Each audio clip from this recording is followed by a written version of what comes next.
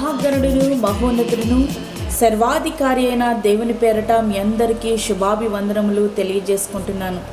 Jesus new creation ministries ద్వారా ఈ రీతిగా ప్రతిరోజు అనుదిన ఆహారమును మీతో పంచుకోవడానికి దేవుడిస్తున్నటువంటి ఈ కృపను బట్టి దేవునికి ఎనలేని కృతజ్ఞతలు. 1 పేతురు 3వ అధ్యాయము 12వ వచనం. ప్రభు కన్నులు నీతిమంతుల మీదను ఆయన చెవులు వారి ప్రార్థనల వైపునను ఉన్నవి గాని ప్రభు ముఖము కీడు చేవారికి విరోధముగా ఉన్నది. నీతిమంతుని ప్రార్థన చాలా ప్రత్యేకమైనది. ఎందుకంటే ఈ ప్రార్థన కోసం దేవుడే ఎదురు చూస్తాడట. అట్లా ప్రార్థించే నీతిమంతులు ఈ లోకంలో ఎవరున్నారు?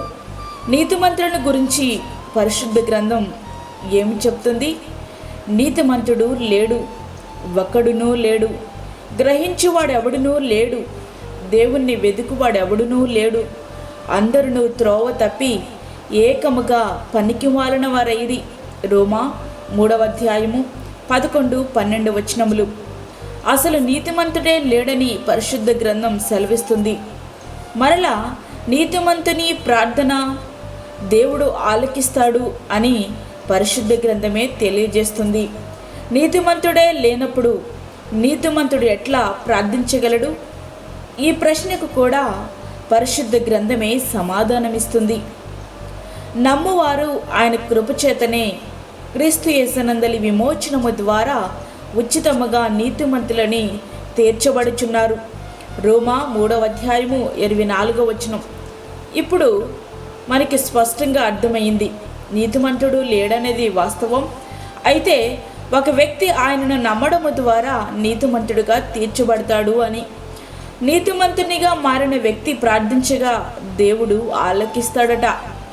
అబ్రహాము దేవుని నమ్మెను, అది అతనికి నీతిగా ఎంచబడెను. యాకోబు 2వ అధ్యాయము 23వ వచనం. వ్యవసాయం చేస్తూ విగ్రహాలను అమ్ముకునే వ్యక్తి ఆయనను నమ్మి నీతిమంతుడిగా తీర్చబడ్డాడు. ఇంతకీ మనము నమ్మవలసినది ఏమిటి? మొట్టమొదటిగా మనము పాపులమని, రెండవదిగా కోడెల రక్తం, గొర్రెల రక్తం, మేకల రక్తం మనల్ని విమోచింపలేకపోయిందని, మూడవదిగా యేసయ్య నీ కోసం బలిగా మారడానికి ఈ లోకానికి వచ్చాడని, కల్వరిలో సిలువ వేయబడి మరణించి తిరిగి లేచి ఆరోహణమై తండ్రి దగ్గరకు వెళ్ళాడని, మనకు నివాసములు సిద్ధపరిచి మనలను అక్కడికి తీసుకుని వెళ్ళడానికి తప్పక ఆయన రాబోతున్నాడని నీవు నమ్మాలి. ఈ విషయాలను నమ్మి నీ పాపములు ఒప్పుకుంటే నీవు నీతిమంతుడుగా తీర్చబడతావు. ఒకనికి పోలీసు ఉద్యోగం వస్తే గవర్నమెంట్ అతనికి యూనిఫామ్, గన్, జాయినింగ్ ఆర్డర్ ఇట్లాంటివి ఇస్తారు. మరి మనము నీతిమంతులుగా తీర్చబడ్డామని మనకి ఎట్లా తెలుస్తుంది? దీనికోసం మనకు సర్టిఫికేట్స్ ఏమీ ఉండవు. అది దేవునికి మనకును గల వ్యక్తిగత సంబంధం. ప్రియ స్నేహితుడా, వాక్యం వింటున్నటువంటి ప్రియమైన దేవుని బిడ్డ, నీ జీవితంలో అంతకుముందు ఎన్నడూ లేని గొప్ప సమాధానాన్ని నీవు పొందుకుంటావు. తర్వాత నీవు చేసే నీతి క్రియలు సంఘములో, సమాజంలో నిన్ను నీతిమంతునిగా నిలవబెడతాయి.